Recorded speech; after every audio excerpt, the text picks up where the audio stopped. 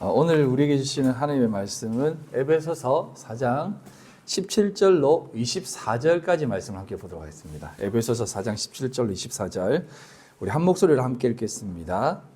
그러므로 내가 이것을 말하며 주 안에서 증언하노니 이제부터는 너희는 이방인이 그 마음에 허망한 곳으로 행함같이 행하지 말라. 그들의 총명이 어두워지고 그들 가운데 있는 무지함과 그들의 마음이 굳어짐으로 말미암아 하나님의 생명에서 떠나 있도다. 그들이 감각 없는 자가 되어 자신을 방탕에 방임하여 모든 더러운 것을 욕심으로 행하되 오직 너희는 그리스도를 그같이 배우지 아니하였느니라. 진리가 예수 안에 있는 것 같이 너희가 참으로 그에게서 듣고 또한 그에게서 가르침을 받았을진데 너희는 유혹의 욕심을 따라 썩어져가는 구습을 따르는 옛 사람을 벗어버리고 오직 너희의 심령이 새롭게 되어 하느님을 따라 의와 진리의 거룩함으로 지으심을 받은 새 사람을 입으라. 아멘. 지난주까지는 조금 원론적인 얘기를 했습니다. 사도가 원론적인 부분을 얘기했죠. 그러니까 신앙의 어떤 그 기본적인 마음, 상태, 자세 이런 것들에 대해서 얘기했습니다. 너희들은 그런 존재가 아니다라는 것이죠. 성경은 항상 그런 부분으로 얘기합니다. 너희들은 그런 존재가 아니다.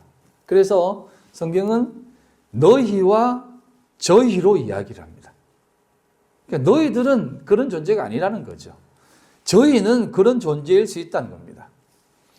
근데 이것을 갖다가 이제 높아심에서 하는 얘기인데 이원론으로 또 보지는 마십시오. 제가 말하는 것을 이원론으로 듣지는 마십시오. 이원론은 흑백 논리를 말하는 것입니다. 성경은 너희와 저희로 항상 얘기를 합니다. 그래서 항상 두 가지를 같이 얘기해요. 빛과 어둠, 양과 염소, 오른쪽과 왼쪽, 해와 달, 윗물과 아랫물, 애굽과 가나안, 바벨론과 이스라엘, 율법과 진리 이렇게 말씀합니다. 이 말은 곧 저희를 통해 너희를 깨달아 알아라 라는 것만을 이야기하는 것이 아니라 이 두 가지를 다 성경에 담고 있듯 이 두 가지가 다 우리 안에 다 담겨져 있다는 겁니다. 그러니까 이런 말이죠. 어둠을 통해 빛을 깨닫고 염소를 통해 양의 의미를 알라는 것이죠. 이건 구분이 아니라 두 가지를 다 가지고 있지만 이 두 가지를 통해 참인 것이 무엇인지를 아는 것, 곧 둘이 아니라 하나다라는 것을 보라는 거죠. 그래서 율법을 통해 진리를 알아야 율법의 참된 진리를 아는 것이다 이 말입니다. 율법이 나쁜 겁니까? 아니잖아요. 하지만 율법을 통해 진리를 깨닫지 못하면 그 율법은 결국은 나쁜 것이 된다는 겁니다. 그러니까 율법은 단순히 그 진리를 깨달아 참된 진리가 무엇인지를 알아야 되는데 알지 못하고 율법을 지키자, 율법을 행하자, 그래야 하나님이 감동하신다라고 가면 안 된다는 것이죠. 그러니 율법으로 진리를 알면 그게 다 귀한 것입니다. 그래서 잠깐 말씀을 드리면 예수님을 성경은 예수 그리스도라고 말씀합니다. 이 말은 곧 예수와 그리스도를 구분하는 것이 아니죠. 예수가 곧 그리스도라는 말씀입니다. 율법도 성경이고 예수님의 말씀도 성경인 것처럼 율법과 예수님의 말씀이 진리니까 율법과 진리는 하나이고 또 예수와 그리스도도 하나인 것처럼 그것은 구분하는 것이 아니라 앞에서 말씀했듯이 예수님을 통해 그리스도를 알아야 한다는 것입니다. 율법을 통해 진리가 무엇인지 아는 것처럼 하지만 진리도 모르고 율법만을 쫓아 살아가는 것은 그것이 곧 잘못된 것이다 이 말이잖아요. 그러니까 마찬가지입니다. 그리스도를 알지 못하고 예수만을 저는 이것을 역사적 예수라고 표현하는데요. 이 말도 사실은 조금 위험성이 있기는 하지만 예수님의 삶이라든지 그가 해간 것들을 표면적으로 듣고 따르게 된다면, 물론 그것도 뭐 힘든 일이겠지만, 결국 그렇게 된다면 그것은 종교에 머무는 것이다 이 말입니다. 종교에 머무는 것이다 이 말이에요. 그래서 예수님이 오셔서 행하셨던 것을 본받는 것이 우리 그리스도인의 최고의 선이라고 한다면, 그것은 예수님의 가르침, 말씀, 행정의 진의를 전혀 이해하지 못하는 것이다 이 말이에요. 그래서 예수님을 그리스도로 보지 못하면 그것은 어리석은 것이다 이 말입니다. 그래서 여러분, 세상에 수많은 종교 지도자들은요, 어떻게 보면 예수님보다 더 훌륭하게 산 사람들 많잖아요, 솔직히. 우리가 예수님이 십자가에 못 박혀 돌아가셨다라고 하는 것을 부각시켜서 그렇지. 여러분, 독립운동하는 사람들 손발톱 다 뽑히면서 고문당해도 끝까지 대한의 독립을 외쳤다니까요.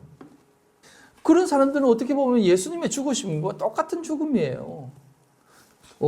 경중을 따져보면. 근데 그런 것이 아니다 이 말입니다. 그래서 그런 것들로 따지면 예수를 옳게 보지 못한다 이 말입니다. 그래서 세상이 좋아하는 그러한 일들은 당연한 것이다 이 말이에요. 그래서 당연히 착하고 좋은 일, 또 이런 것들은 하면 좋잖아요.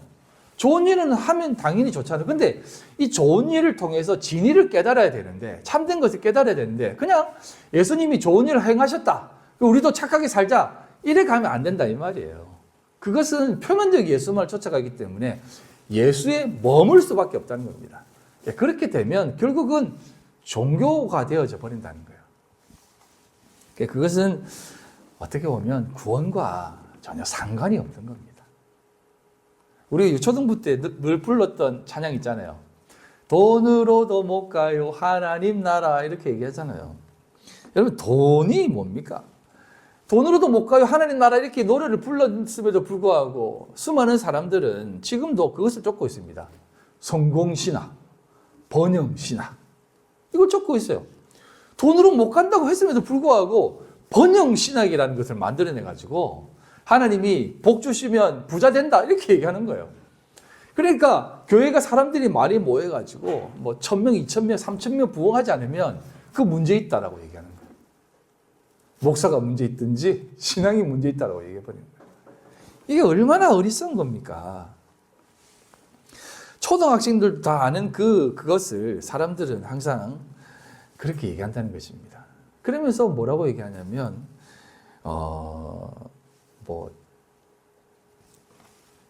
이것까지 얘기할 필요는 없겠지만, 아무튼 우리가 예수 그리스도를 통해서 진리를 깨닫듯, 그러니까 예수님을 통해서 그리스도를 깨달아 우리가 그리스도인이 되어야 되는데도 불구하고 우리는 늘 예수에만 머물러 있다는 겁니다. 예수가 오셔서 병 고쳐주고 많은 사람들 도와주고 또 복된 일을 했다는 것에 머물러 있다는 겁니다. 그러니까 물론 해야 됩니다, 이런 일도. 그러니까 교회가 그 일을 안 하면 교회의 본질이 아니다라고 얘기해 버리는 겁니다. 그래서 어떤 수많은 철학자들도 사회학자들도 얘기하는 겁니다. 교회가 힘을 잃어버린 이유는 사회 속으로 들어가지 못했다는 겁니다. 사회 속으로 들어갔다는 게 뭡니까? 사회에 들어가 그 사회를 돕고 또 교화시키고 사회 속에서 참된 복된 일을 해주라는 겁니다.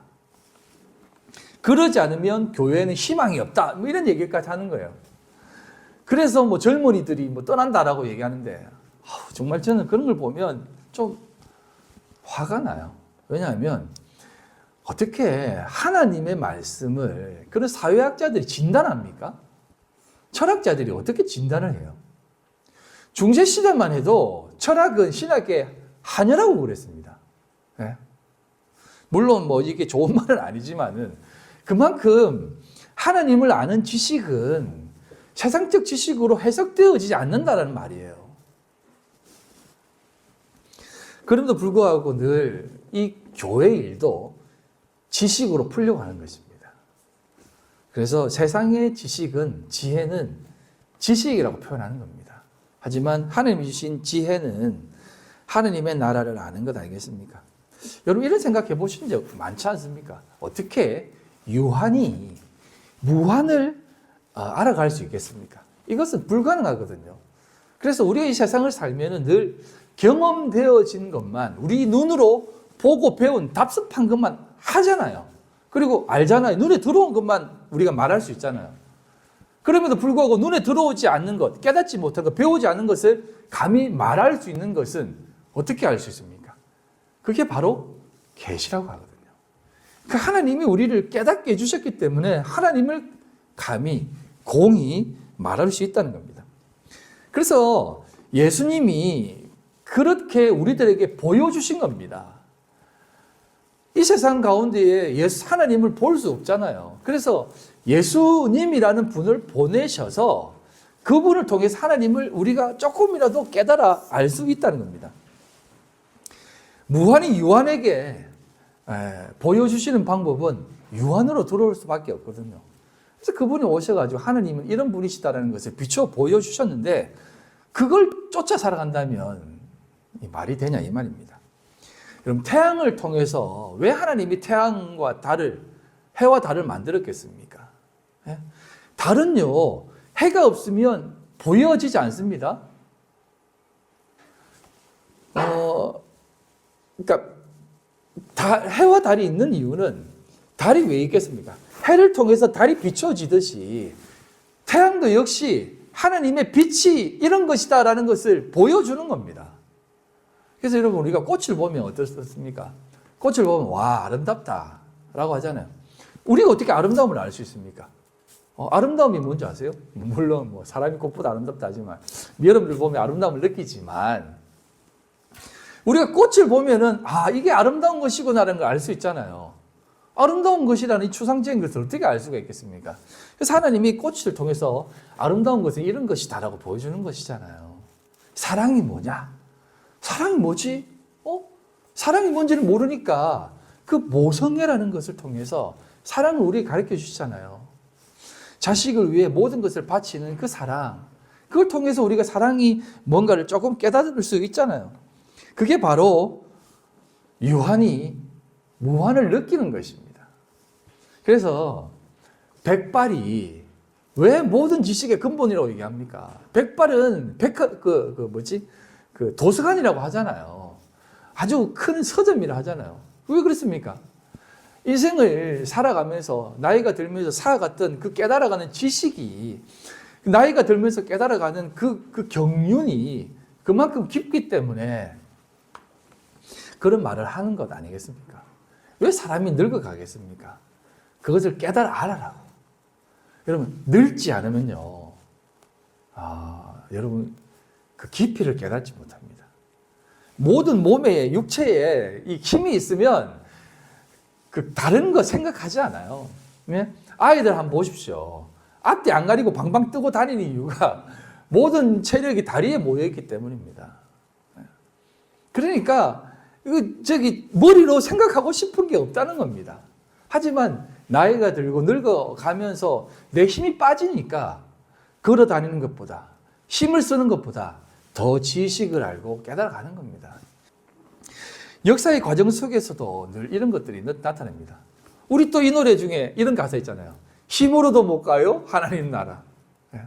그럼 힘이 무엇입니까? 거슬러 올라가면 고대 시대의 힘은 불이었습니다. 불을 다스리는 자가 힘을 가진 자였습니다. 그래서 불을 딱 가지는 순간 밤이 무서워지지 않았다는 것이죠. 그러니까 불을 가지면 힘이 생기는 것입니다. 또 시간이 거슬러서 그 힘이 무엇으로 또 되어집니까? 철이잖아요. 철이 딱 만들어지는 순간 철병기를 가진 자들이 세계를 지배하기 시작한 것입니다. 그리고 역사적으로 얘기할 때 바퀴를 가진 자들이 기동력이 있기 때문에 말을 탈 수 있는 사람들이 힘을 가진 자. 그러니까 세상의 힘은 수많은 것들 다 무엇입니까? 한번 생각해 보세요. 힘이라는 것이 무엇을 창출해냅니까? 내가 빼앗고 싶고 얻고 싶은 것을 취하게 만드는 것이 힘이라는 겁니다. 그러니까 하나님의 나라는 힘으로도 못 간다는 것입니다. 오늘날 돌아오면서 힘이 무엇으로 또 자리합니까? 힘은 무엇입니까? 정보력 아닙니까? 정보력. 빅데이터를 많이 가진 사람이, 정보를 많이 가진 사람이 힘을 가진다고 하지 않습니까? 그러니까, 세계를 움직이는 어떤 검은 손 하면 뭐 이제 소위 말하는 빅데이터를 가진 사람들이 돌린다는 거 아닙니까? 그러니까 세상의 힘은 이것으로 뭔가를 이루어낼 수 있다고 생각하는 겁니다. 그렇게 힘을 가진 자가 하나님의 나라를 소유하고 싶겠습니까? 그러니까 힘으로도 안 된다는 것이죠.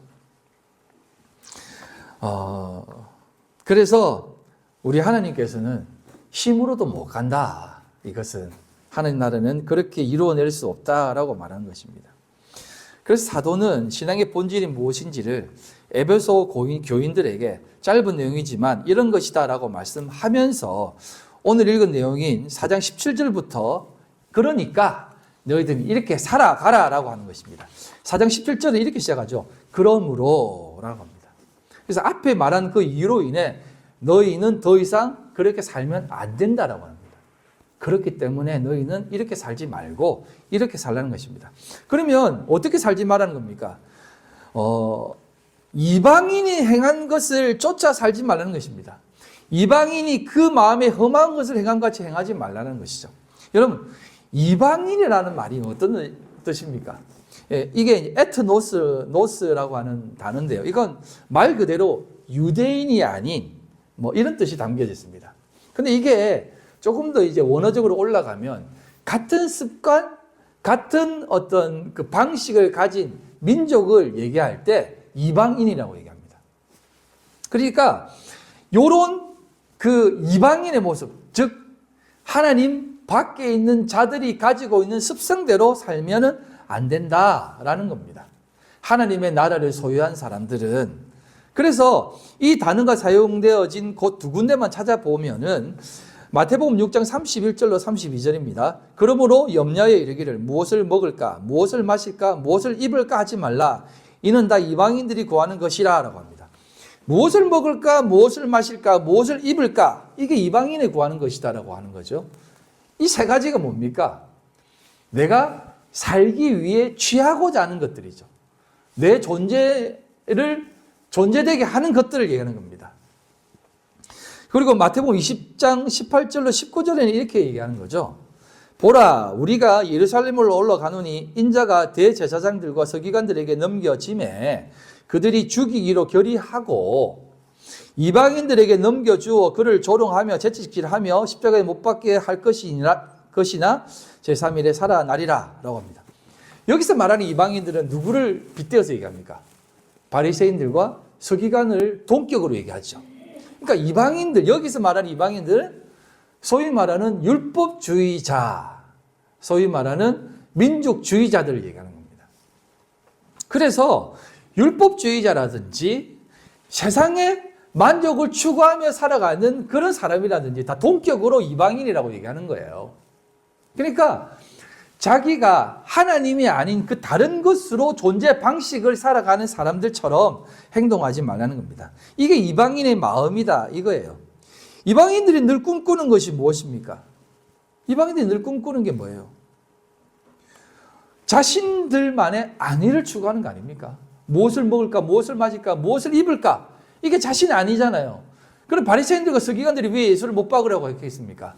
자신들의 입지가 흔들리는 거죠. 그동안 자신들이 이 이스라엘을 잘 이끌어가고 있는데 갑자기 메시아라는 사람이 두고 와가지고 자기가 하나님의 아들이다라고 하니까 저놈만 죽이면 된다는 거죠. 포도원 비유에서 아들을 보내면 종들이 말을 듣겠지라고 했을 때 종들이 어떻게 합니까? 아들을 마저 죽여서 밖으로 던져버리는 겁니다. 그런 모습이죠. 왜? 자신이 그 포도원에 모든 것을 다 취하려고 하는 그 욕심 때문에 무엇을 입을까? 무엇을 마실까? 무엇을 먹을까와 똑같은 것이죠. 그래서 오늘날 이 세상 돌아가는 것을 보면 우리가 알 수 있지 않습니까? 정치권에서 하는 행위들이 다 이런 거 아닙니까? 사실 민주주의 역시도 자신들의 이익을 위해 사용하잖아요. 다수로 선을 만들어 버리는 거죠. 그러니까 늘 TV에 나오는 게 뭡니까? 예? 늘 기자회견할 때 얘기하는 게 뭡니까? 지지율 아닙니까? 지지율이 올라갔네, 지지율이 떨어졌네, 국민의 뜻을 겸허히 받아들이겠다라고 하지만 그 지지율이 뭡니까? 다수 아닙니까? 다수. 그러니까 이게 늘 여기에서 목매는 것입니다. 다수의 의견이 선의되어지는 것. 이게 사실은 민주주의의 맹점인데요. 뭐 이런 부분을 막기 위해서 뭐 제도적 장치를 마련하긴 해놓지만은 사실상 이런 부분들이 세상 사람들이 추구하고 바라는 모습들이다 이 말입니다. 그러니 예수님은 그런 모습 속에 자신을 속해 있지 않다는 겁니다. 다수에 결코 예수님은 속해 있지 않습니다. 늘 겸손히 조용히 드러내지 않고 일을 하셨습니다. 그래서 예수님의 형제들까지, 친척 형제들까지 이런 말을 했잖아요. 요한복음 7장 2절로 4절입니다. 유대인의 명절인 초막절이 가까운지라 이때 이제 유대인이 한 200만 명 가까이 모였답니다. 그래서 그 형제들이 예수께 이르되 당신이 행하는 일을 제자들도 보게 여기를 떠나 유대로 가소서 스스로 나타내기를 구하면서 묻혀서 일하는 사람이 없나니 일을 행하려 하거든 자신을 세상에 나타내소서 하니 라고 하는 겁니다. 제자들, 그 형제들도 왜 예수님, 당신이 진짜 하나님의 아들이라면 좀 드러내놓고 하시지 왜 이렇게 숨겨놓고 있습니까? 이 뒤에 이제 말씀에는 너희들은 올라가라, 나는 올라가지 않는다 라고 하면서 나중에 조용히 올라가십니다. 예수님은 자신을 위해 혹은 자신의 일을 위해 일하지 않습니다. 하나님의 뜻과 때를 바라보며 행하셨습니다. 이처럼 이방인적 옛사람의 습성은 언제나 자신의 유익과 만족을 위해 자신의 신앙마저 이용하려고 한다 이 말입니다. 하나님을 자신의 도우미 정도로 사용하는 거죠. 그래서 사도는 18절에 이렇게 말한 겁니다. 에베소서 4장 18절 그들의 총명이 어두워지고 그들 가운데 있는 무지함과 그들의 마음이 굳어짐으로 말미암아 하나님의 생명에서 떠나 있도다 라고 합니다. 그들의 총명, 이게 이제 엔터를 한번 주십시오. 이게 이제 조금 보시면 총명이라고 하는 게 이게 이제 번역을 하면 깊은 사고를 얘기하는 겁니다. 깊은 사고. 그래서 이게 보면 내 마음과 뜻과 목숨을 다해 주 너의 하나님을 사랑하라고 했을 때 이 총명은 마음이 아니라 뜻이라고 말하는 그 단어입니다, 이게. 그래서 그들의 그 뜻이 어두워졌다는 겁니다. 하나님을 쫓아 살아가야 될 그 뜻이 어두워졌다는 것이요. 어두워졌다는 것은 이게 이제 막혀졌다는 것입니다. 이게 장님이 되었다는 말이에요. 장님이 되어가지고 그러니까 안 보여진다는 겁니다. 길이 막혀가지고 보지 못하는 사람이 됐다는 거예요. 그들의 뜻이. 그리고 그들 가운데 있는 무지함과 그들의 마음이 굳어진. 무지함은 이제 아그노시스라고 해가지고 그노시스가 지식이잖아요. 예? 노우가 KNOW잖아요. 근데 K를 묵음을 하잖아요. 원래는 K가 그노 이런 뜻이에요. 그노시스 그러니까 알다라는 겁니다. 근데 아라는 말이 붙으면 헬라어에 아라는 말이 붙으면 부정이 돼요. 그러니까 지식이 없다 이런 뜻이에요. 그러니까 지식이 없는 것과 그 마음의 굳어짐이라고 하는 이 굳어짐이라는 단어가 완고한 이런 뜻이고 이게 이제 의학적 용어로 패럴러서스인데요.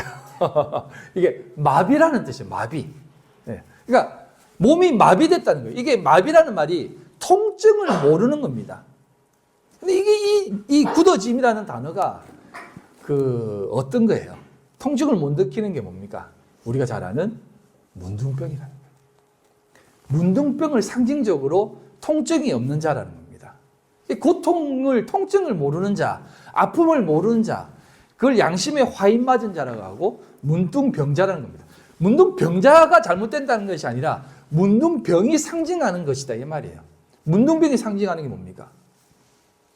뜨거운 것을 잡아도 통증을 모르니까 손이 다 타가지고 타도 모른다는 겁니다. 코를 풀다가 코가 떨어져 나가도 모르는 것이죠. 그래서 문둥병자는 코가 떨어지고 귀가 다 떨어져 나가는 겁니다. 통증을 모르니까. 우리가 이걸 잡아당길 때 힘들 다해 잡아당기지 않는 이유가 뭡니까? 아프니까. 어느 정도 아프면 그만 당겨야지 하는데 이거 모르니까 그냥 죽 잡아당겨버리는 거예요.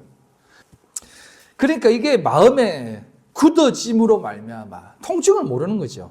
그래서 하나님의 생명에 떠나버린다는 것입니다. 그러니까 떠나버리는 사람이 되어버리는 것이에요. 그래서 그들은 19절에 이렇게 얘기합니다.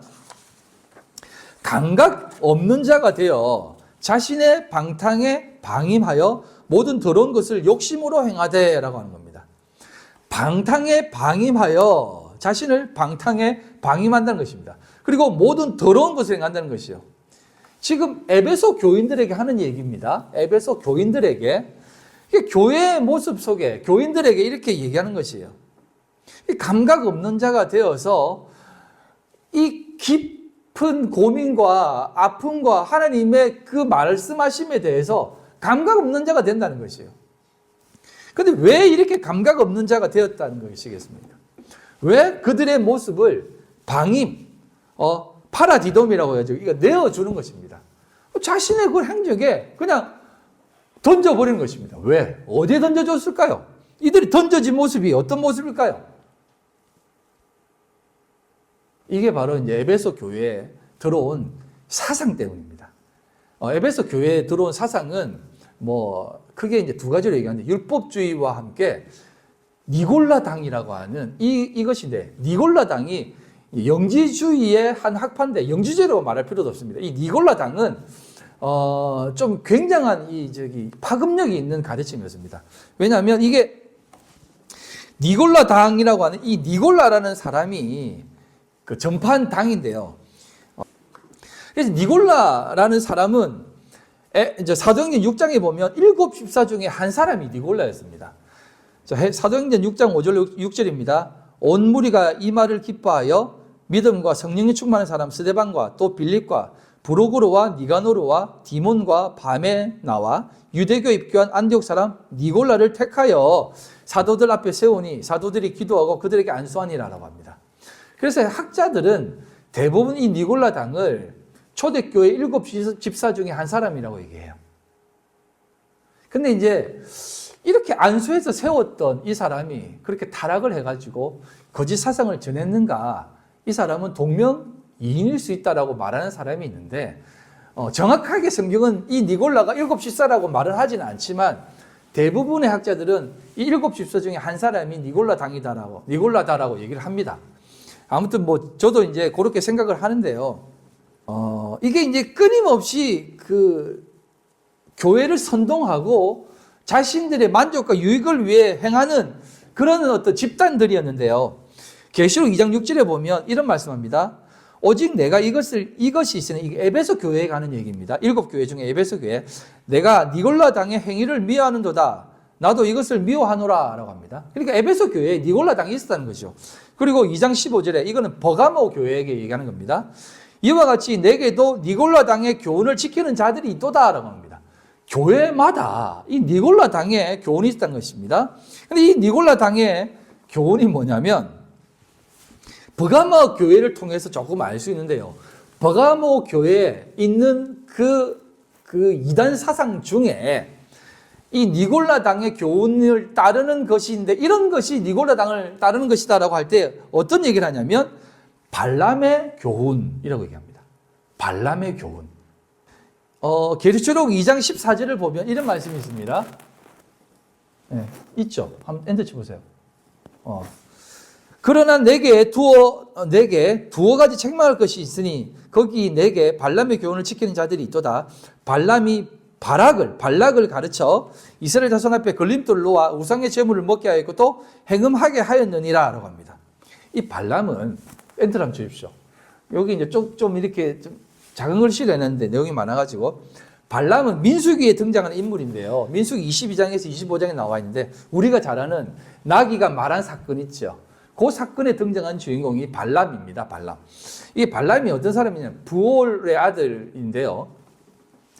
발락이 미디안 사람의 왕입니다. 발락이 발람에게 가서 부탁을 합니다. 이 발람은 어떤 사람이냐면 술사였습니다. 술사. 그런데 술사 중에서도 어떤 신을 굉장히 모시는 사람이었는데, 신을 모시다 보니까 하나님도 이렇게 좀, 이게 약간, 이건 제가 다음에 한번 좀 설명을 드리는데 그냥 요까지만 말씀을 드릴게요. 하나님을 섬기는 사람이었습니다. 하나님을 섬기는. 그러니까 하나님을 섬길 수밖에 없잖아요. 술사니까, 영적인 사람이니까. 그래서 하나님을 이렇게 피부로 느끼는 사람이었습니다. 그래서 발람에게 이스라엘 민족들이 지금 우리 앞에 행군하고 있으니까 발람 네가 가서 이스라엘 민족들을 저주 좀 해라 라고 합니다. 그러니까 발락에게 아니 못합니다. 저들을 믿는 하나님은 위대한 하나님입니다. 저는 절대 못합니다. 그래서 발락이 금은 보화를 막 가득 가져가지고 발람의 집에 가득 채워버립니다. 이래도 안 할 거냐? 그러니까 발람이 어떻게 하냐면 그래도 못합니다라고 얘기해요. 진짜 못한다고 했다니까요. 성경을 읽어보면. 그래도 좀 가자 해가지고 그 금은 보화를 받았기 때문에 알았다. 그럼 가줄게 해가지고 나귀를 타고 따라가는데 나귀가 막 앞에 이제 천사가 나타나가지고 막고 있으니까 나귀만 보는 천사가 나타나니까 나귀가 못 간다고 막 이렇게 바둥바둥 대다가 그 나귀가 바둥대니까 막 발람의 다리가 벽에 막 부딪혀가지고 상하게 된 거예요. 그래가지고 나귀를 막 때리는 거예요. 이게 말도 안 듣고 하니까 나귀가 갑자기 야, 니 왜 내 때려? 니 살리려고 지금 내가 멈췄는데 앞에 안 보이냐? 지나가면 너 죽었어 라고 하니까 그러냐? 하면서 그렇게 얘기하면서 나귀가 말한 사건 뭐 이런 일도 있습니다. 이런 거는요 대단한 그 하나님이 함께하는 사건이에요. 그럼에도 불구하고 발람이 가서 이스라엘 민족들을 이렇게 딱 보면서 발락이 저주하라 라고 하니까 어떻게 하는지 아십니까? 축복해버립니다. 지금 이 밑에 나와 있는 말씀이 다 그 말씀이에요. 하나님은 인생이 아니시니 시건치 아니하시고 인자가 아니시니 후회가 없으시도다. 우리 잘 읽었던 말씀 있죠? 이게 발람이 했던 내용이에요. 자, 그런 얘기를 하는 겁니다. 그러니까 발람은요 하나님의 말씀을 그대로 전했던 거예요. 그래서 발락이 좀 언제 축복하랬냐, 좀 제주 좀 해라 하니까 또다시 가가지고 그러면 내가 하나님의 뜻에 따라 다시 한번 물어보겠습니다. 물어보면 뭐합니까? 조주하지 말라죠. 그래서 축복해버립니다. 그러니까 발락이 야 조주하니까 왜 다 축복해? 하지마 그러면. 하지마. 그래 너는 그냥 입 다물고 있어. 조용히 해. 이러니까 이제 세 번째로 어떻게 하냐면 아니야 나 조용할 수 없어. 축복하라고 그러시오 하면서 뭐 하나님 앞에 이런 말씀을 축복해버린 겁니다. 하나님이 이렇게 행하신다. 너희들은 다 죽을 것이다. 이렇게 얘기하는 겁니다. 그래가지고 이 발락이 너무 열받아가지고 너 집에 돌아가 이렇게 했는데 그 이후의 내용은 나오지 않는데 여기 31절에 보면 어떻게 얘기합니까? 뭐라고 나와 있습니까? 한번 읽어볼까요? 민수기 31장 16절 보입니까? 시작.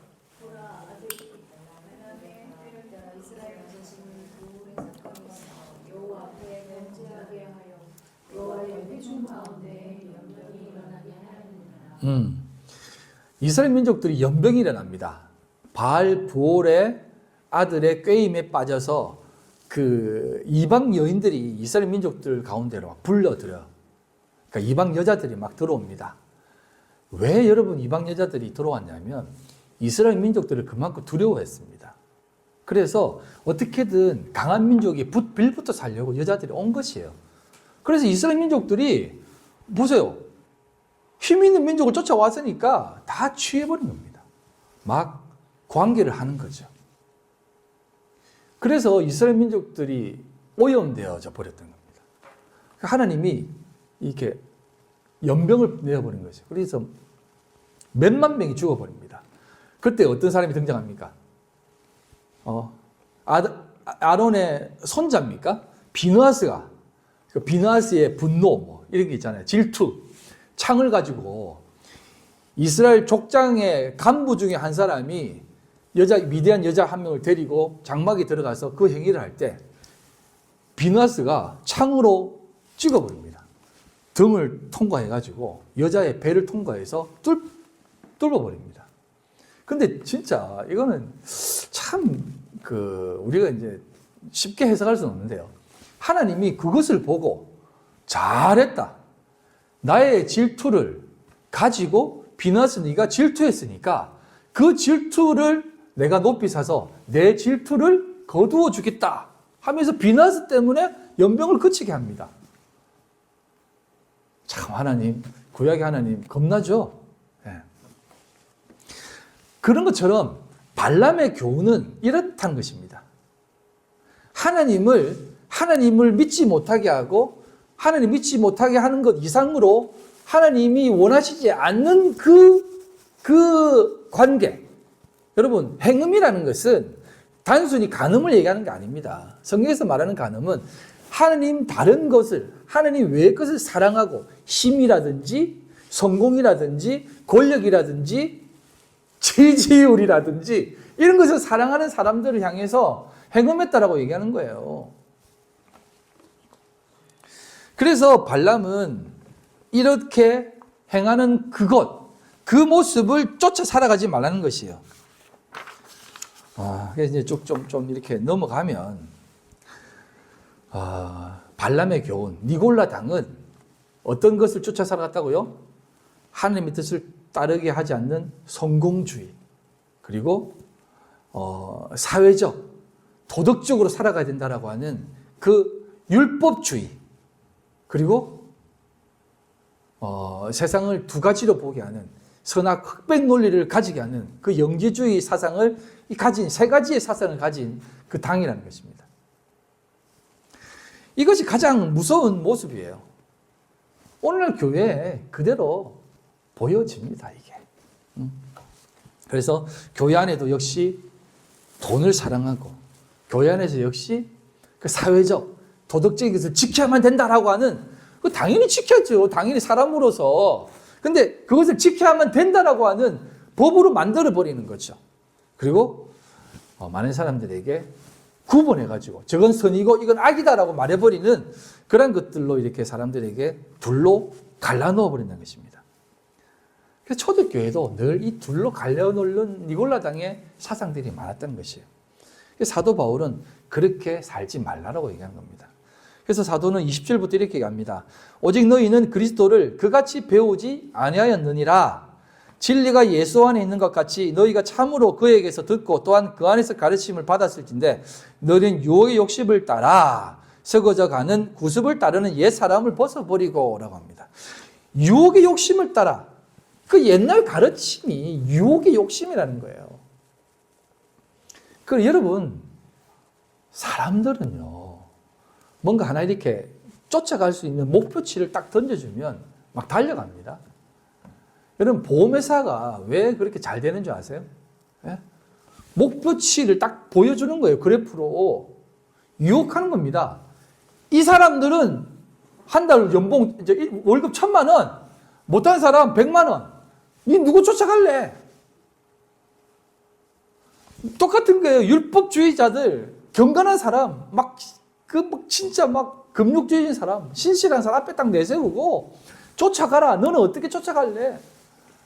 나도 저렇게 되고 싶어요. 하는 것이에요. 그래서 초대교회는요, 순교가 유행했다니까요. 순교가 유행. 사도 바울은 그런 죽음 죽지 말라고 라고 했던 것입니다. 아무튼 그런 유혹의 욕심을 따라 썩어져가는 구습, 이게 썩어져가는 구습, 썩어져간다는 게 뭔 말이에요? 진짜 더러운 것이라는 것이겠습니까? 영원하지 않는 것, 썩어지는 것.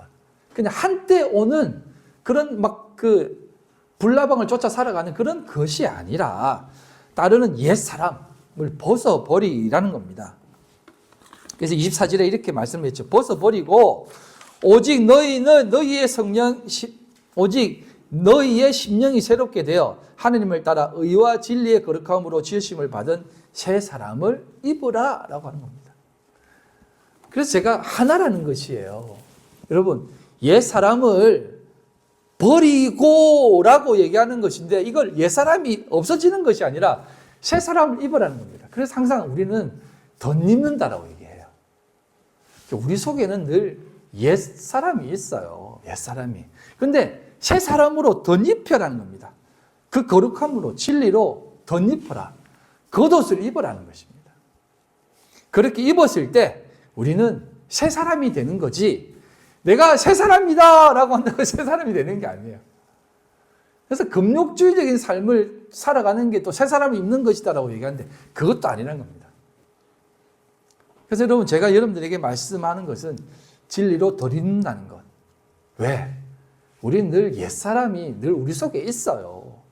우리가 옛사람인데 어떻게 이걸 벗어버려요? 그럼 우리 죽을까요? 아니지 않습니까? 하나님이 살려두시는 것은 새 사람을 입는 것이 이런 것이다라고 하면서 이 세상 살아가면서 늘 옛사람을 깨닫고 이게 옛습성이구나.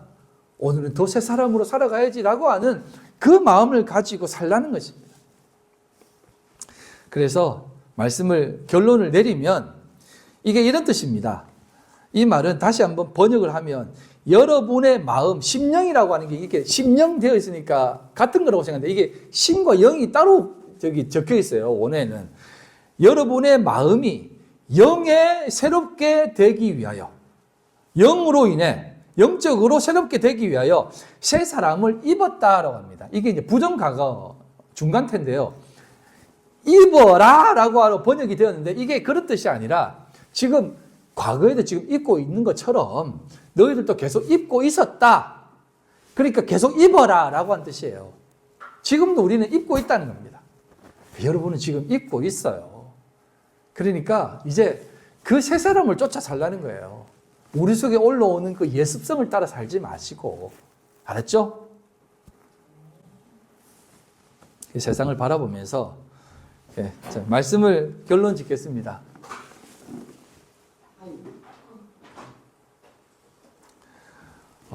늘 세상은 우리 속에 그 썩어져가는 구습을 자꾸 가지게 해요. 세상의 성공이 우리 눈앞에 있고, 여러분 다 여자분들이잖아요. 남편들이 자식들이 돈을 잘 못 벌어오든지 이러면 우리가 어떤 얘기를 합니까? 엄친아가 제일 좋다라잖아요. 엄마 친구 아들은 이렇게 했다는데 늘 그걸 보잖아요. 야, 저 남편은 이렇게 훌륭하고 좋은데 당신은 뭐냐?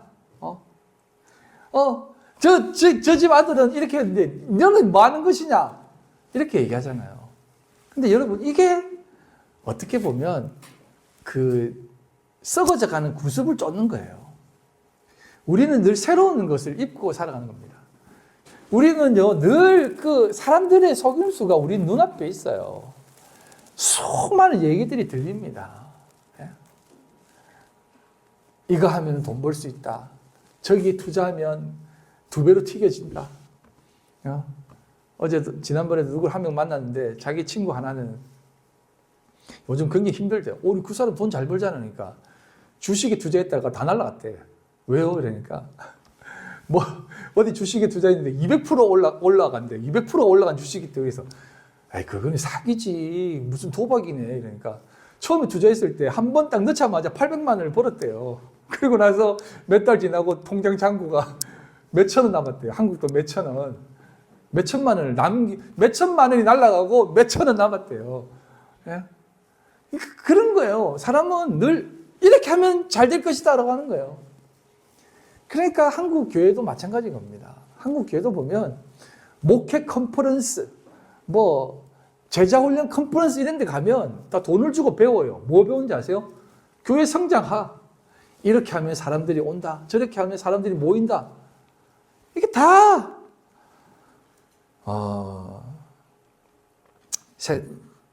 유혹인 거예요. 유혹. 여러분 제가 성장 못 시켜서 이런 말 하는 거 아닙니다. 예수님도 늘 그렇게 사셨다는 거 기억하시고 늘 주님이 원하시는 그 참된 새 사람을 입어 오늘도 여러분 이 세상을 정말 묵묵히 살아가십시오.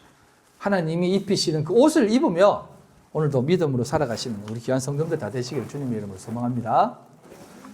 기도하겠습니다. 하나님 아버지 감사합니다. 오늘을 살아가는 우리들의 삶이 참 너무나 많은 것들이 우리 눈에 들어오기에 또 너무나 많은 것들이 들려오기에 참 쉽지 않습니다. 하지만 우리 눈에 2가지로 들어올지라도 우리 귀에 2가지로 들릴지라도 그것을 통해 하나로 보고 듣고 깨달아 하나로 고백하는 저희들 다 되게 하여 주시옵소서. 그런 것들을 통해 참된 진리를 깨달아 알게 해 주시옵소서. 예수님 이름으로 기도합니다. 아멘.